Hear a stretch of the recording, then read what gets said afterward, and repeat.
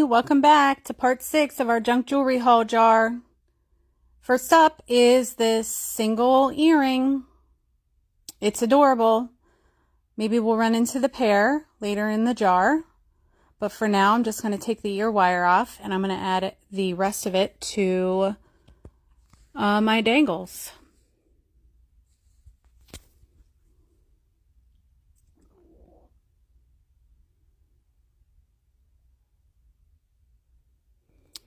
Now we have this chain. It's very unique. It's super grubby. It's very dirty, so it'll get cleaned along with the other chains.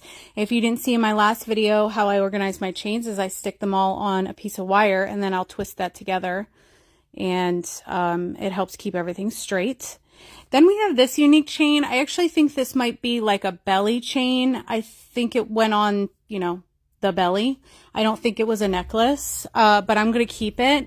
I'm not going to take it apart right now. I'm just going to add it to the rest of my chain collection, and I will use that in the future for something. So if you want to see me use that for something, just comment and let me know. Then I have this, and this is me contemplating whether I'm going to keep this or not.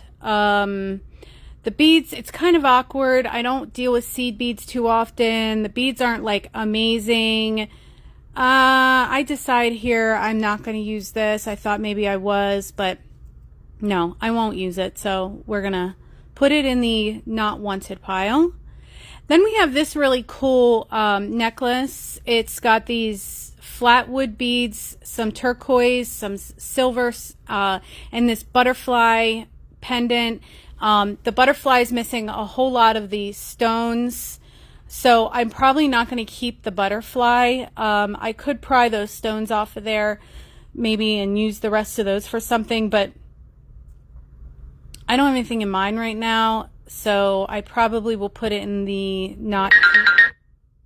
I will keep it in the not keep pile.